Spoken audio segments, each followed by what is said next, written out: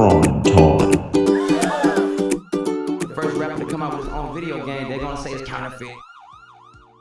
So we have a special edition of Crime Time. Whoa. Yeah. Feeling my flow over here, okay. I am. So as many of you know, over the past year, the rap news has been filled with the YSL Young Thug trial.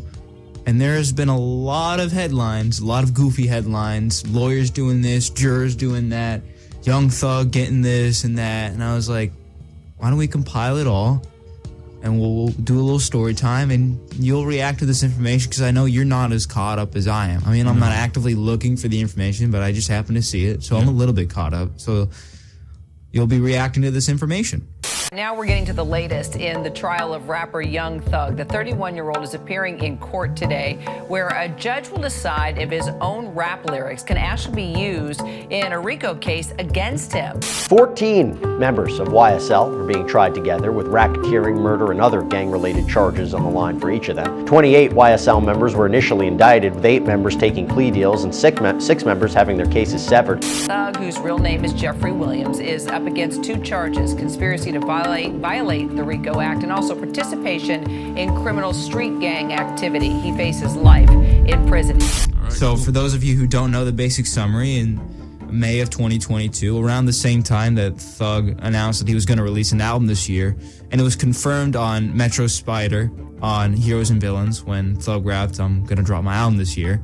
Spoiler alert, he didn't, because he couldn't. Happened? So this is the same day. It was the album cover where it was like him with his eyes closed when he's all bloody, if you remember that. So in May of 2022, Young Thug and Gunna were arrested alongside 28 other people and charged with 56 counts of racketeering, influence, corrupt organization act. Or I said that wrong, but they were charged in a 56 count of that. That's short for RICO. I'm sure all of you have heard of RICO and what RICO is. That's what it stands for, Racketeering, Influence, Corrupt Organizations Act, the RICO Act. So here's the timeline. Okay. In January of 2023, the jury selection begins on January 4th. On January 10th, 2023, the chief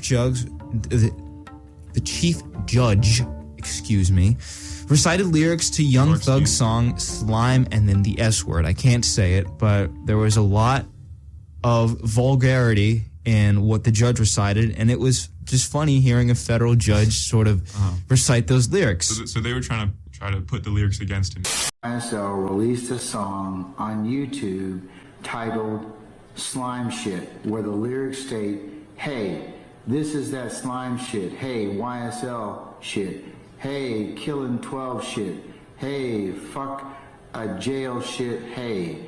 Yeah, I mean, I'm sure you've seen that video of one of the prosecutors calling Young Thug King Slime. I think so. Yeah, like he's King Slime. He's like, you know. Yeah, there's been some clips. But like that would be a hard album. That's been a big debate in and of itself. Should judges really take the contents of a song and use lyrics against them, take them out of their context, and use them against them? And before I go any further, the sort of debate here is whether or not YSL is a gang or it's more of a record label, because what YSL has been arguing is that YSL it stands for Young Stoner Life, so obviously drugs are going to be involved in that, but it's more of a record label for the culture, for young African Americans, you know, sort of giving them, I don't want to say like new life, but like new opportunities. It's not a gang. Yeah. But what the prosecutors are arguing is that it is a gang, and seeing as how you get charged with 56 counts of RICO. Right, yeah, I don't... You're going to have a hard case. I vaguely remember, because you didn't really go into the details of the crimes themselves, but people are dead for sure as a result of this, of the shenanigans pulled by this organization. So, you know, that sort of gang activity, if you're... So in December of 2022, Gunna was released. He took a plea deal. And nearly a month after his release, he broke his silence, posting a photo on Instagram. And the caption says, "People acting like they switch him to his side, but it's only one side." And he included the hashtags #YSL the label and #Free Thug and Yak, referring to Young Thug and Yak Gotti. Because a lot of people are saying, oh, gonna snitch, whatever, blah, blah, blah, blah. We don't know for sure, and it doesn't really seem like it, because Young Thug recently posted, because he still has access, I don't know how he has access to the internet, maybe he's just telling people to do stuff with the socials, but on his Instagram, I think it was Instagram or his Twitter, he posted a link to Gunna's music, and this was recent. So they're still probably on good terms. And we really don't know what's going on yet, but we're about to very soon. And so on January 19th, 2023, a co-defendant handed Young Thug a concealed contraband in court. And I'm reading this off a news site, and this is what the paragraph says. Shortly after the jury selection process began, a court hearing was delayed when Young Thug's co-defendant in the RICO trial was caught on video handing Young Thug contraband. Many thought it was a drug, Percocet, something like that. They thought it was a drug. That's not cool. Yeah, the internet reacted to that. So everyone thought it was a little funny that they would hand that out in court. And so on March 3rd, 2023, a judge orders a probe into leaked info in the trial. So, this trial's already getting out of hand. There's leaks and stuff.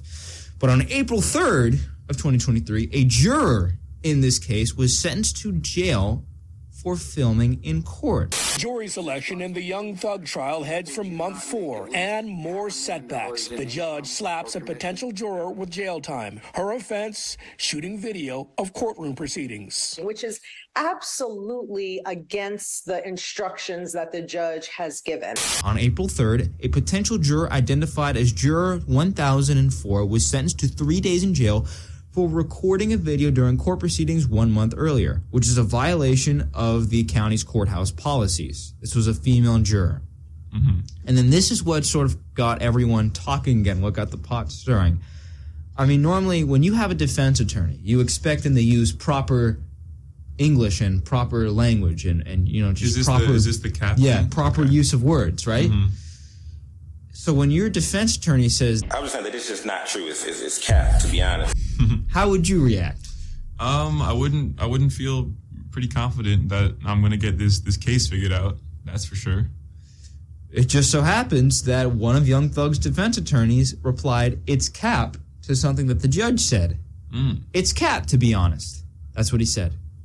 Well, was it? Is it cap? I don't know. But that's pretty much where we are now. There's more stuff, like all these lawyers, all these jurors saying like free YSL, whatever, recording, stuff like that. And it's just piling and piling on. And, I feel bad for Thug because we don't know anything, obviously. Maybe he's not as guilty as the prosecutors. One would hope. I mean, it's tough to say at this point. But, for the sake of the music industry, I hope he comes back because I enjoy his music.